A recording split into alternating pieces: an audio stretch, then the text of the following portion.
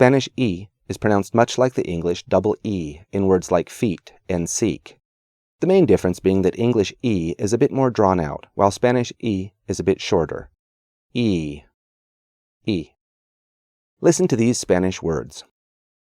Mi, ti, si, sin, fin, bici, mini, bibi. Now, pronouncing Spanish E in isolation and in simple words like these is relatively straightforward, but it becomes a bit more difficult for native English speakers in longer and phonetically more complex words.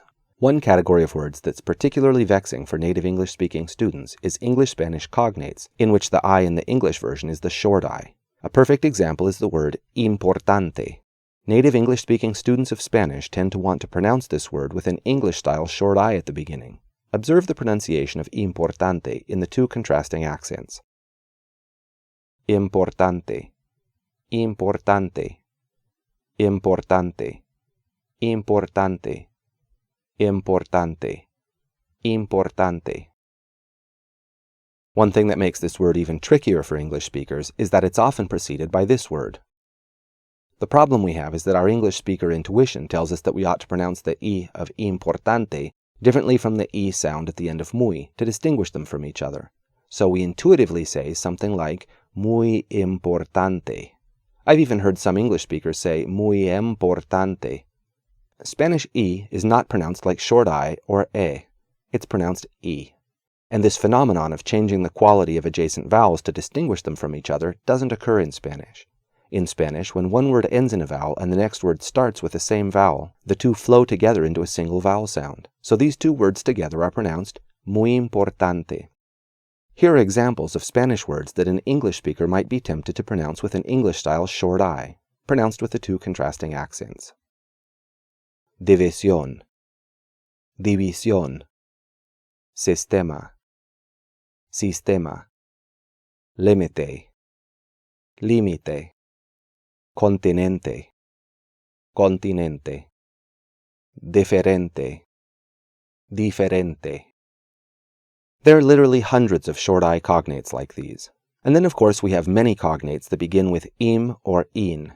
Here are just a few of many examples. I'll pronounce just the first three. They all follow the same pattern. Individual, individual, impresionante, impresionante, independiente, independiente.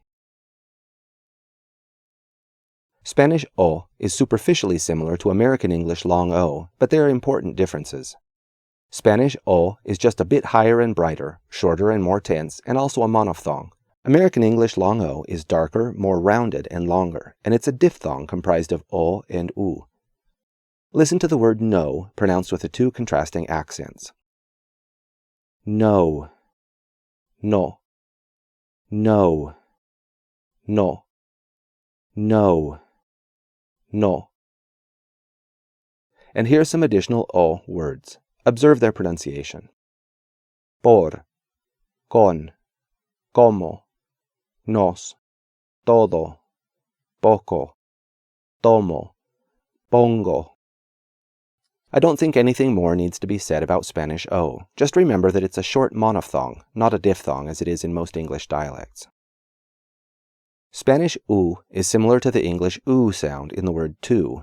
As I'm sure you can guess by now, the English version is darker, lower, and tends to be drawn out more. Listen to this Spanish word pronounced with the two contrasting accents. Tu, tu, tu, tu, tu, tu. And here are some more example words with U in them. Observe their pronunciation.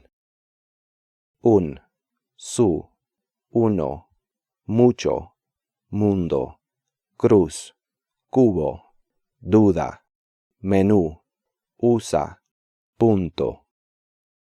One thing that complicates the pronunciation of U for English speakers is that English U is often pronounced with a glide. This can be heard in words like music, mule, and human. The glide has been lost in many such cases in American English, but has been retained in many other English dialects around the world. Examples where American English differs from other English dialects include words like tune, dune, during, assume, student, intuition, and supervise, which in other English dialects might be pronounced something like tune, dune, during, assume, student, intuition, and supervise. The tendency for English speakers is to insert this glide into Spanish words that are cognate with or are structured similarly to English words with glide plus U. Observe the following words pronounced first with an English-style accent and then with more accurate Spanish pronunciation. Universo, universo. Música, música. Durante, durante. Supervisar, supervisar. It's very important that you overcome any tendency you may have to insert the glide before U in Spanish words. Your English speaker intuition may tell you that this is a minor or insignificant mispronunciation, but it's not.